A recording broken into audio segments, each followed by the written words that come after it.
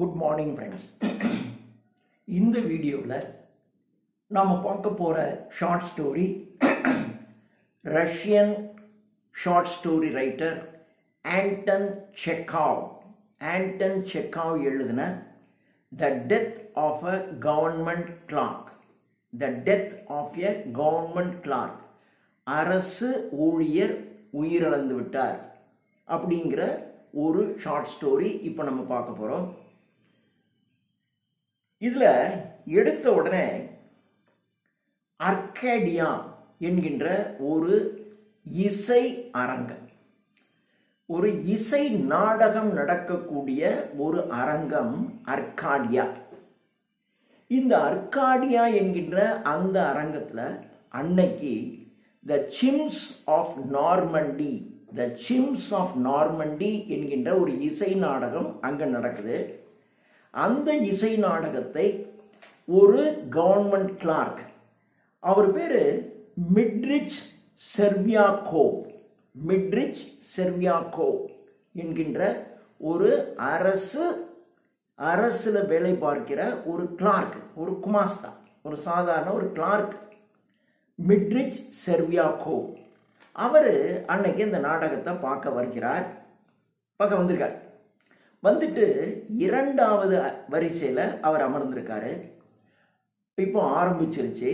The Sims of Normandy என்கின்ற அந்த இசை நாடகம் நடக்க ஆரம்பிச்சிருச்சு.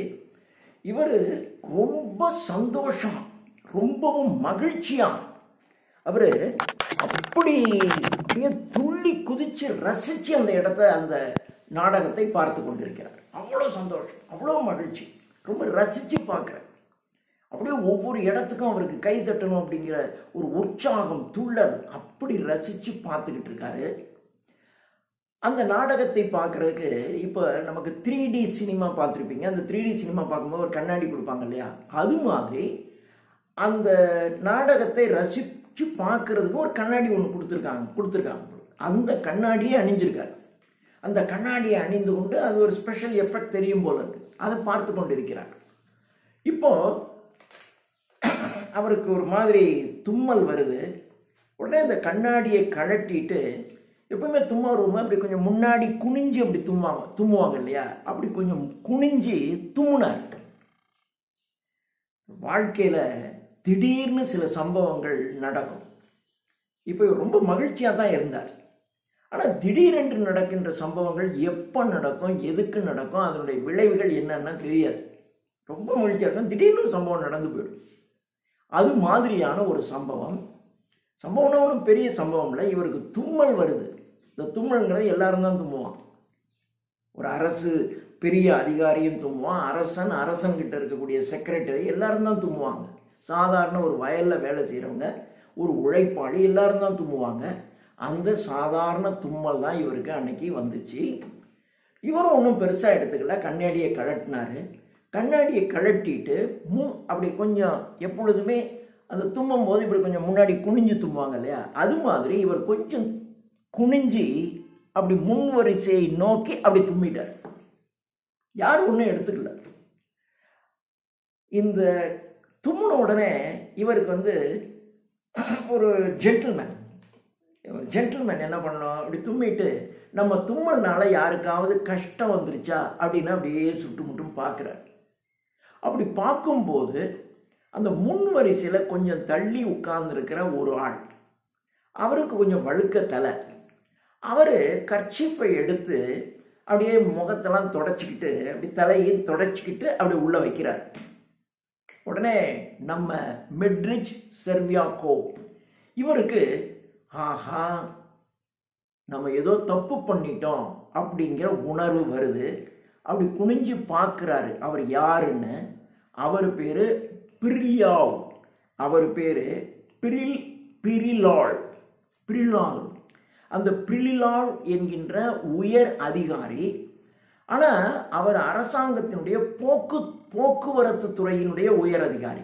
இவருடைய உயர் அதிகாரி இல்லை, இவர் வேற டிபார்ட்மெண்ட். ஆனால் அவர் டிரான்ஸ்போர்ட் டிபார்ட்மெண்ட், அந்த டிரான்ஸ்போர்ட் டிபார்ட்மெண்ட்டுடைய ஹெட் அவர்.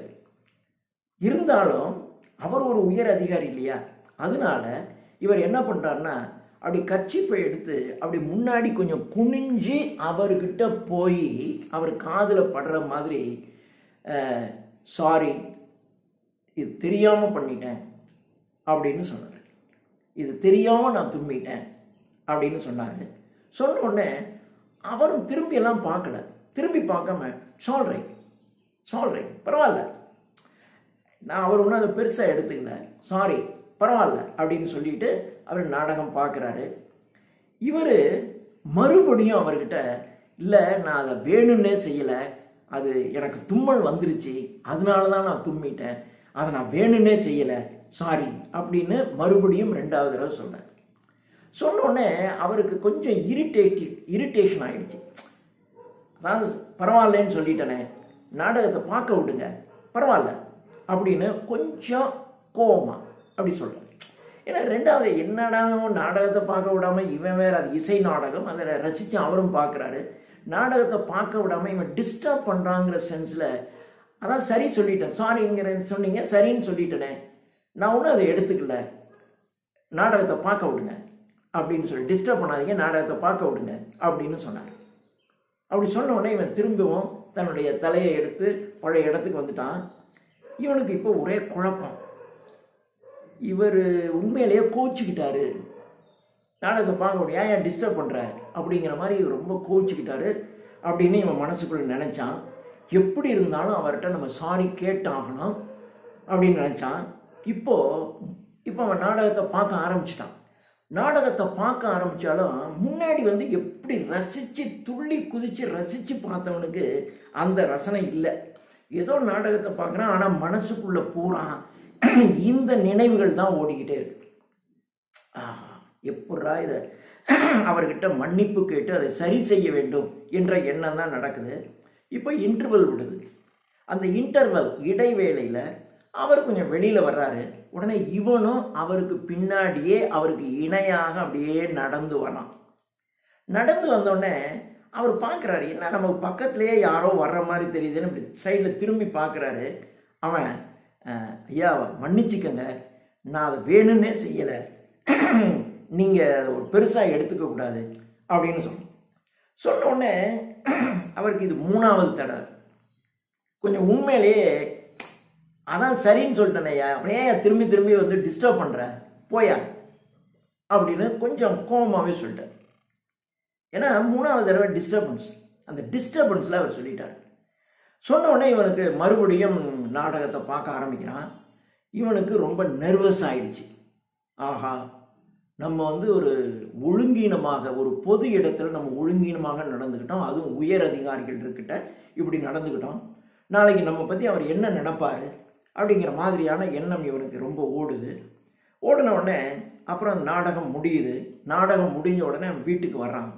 வீட்டுக்கு வந்தோடனே கொஞ்சம் ஒரீடாக இருக்கான். தன்னுடைய மனைவி கிட்ட சொல்கிறான் என்ன நடந்துச்சுன்னு சொல்கிறான். சொன்ன உடனே முதல்ல அவன் ஒன்றும் சீரியஸாக எடுத்துக்கல.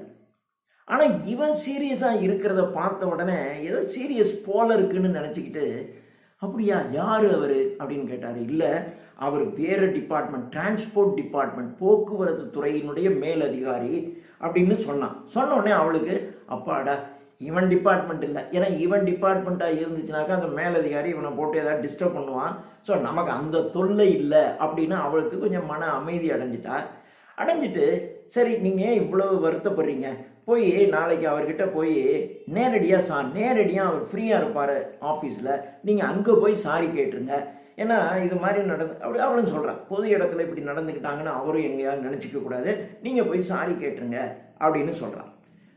சொன்ன உடனே இவன் முடிவெடுக்கிறான். ஓகே, அடுத்த நாள் போய் அவர்கிட்ட சாரி கேட்கணும் அப்படின்னு நினச்சி அவன் அடுத்த நாள் நல்ல ட்ரெஸ் பண்ணிக்கிட்டான். ஏன்னா இவனை ஒரு நல்ல ஆள் அப்படின்னு அவர் நம்பணுங்கிறாங்க. நல்ல இருக்கிறதுல பெஸ்ட் ட்ரெஸ் எடுத்து போட்டுக்கிட்டான், பெஸ்ட் யூனிஃபார்ம். ஏன்னா யூனிஃபார்ம் தான் போடணும். இவன்னா கொஞ்சம் கீழே இருக்கக்கூடிய கிளார்க் லெவல், நல்ல யூனிஃபார்ம் ஒன்று, புதிய யூனிஃபார்ம் ஒன்று எடுத்து அணிஞ்சுக்கிட்டு அடுத்த நாள் அங்கே போகிறான்.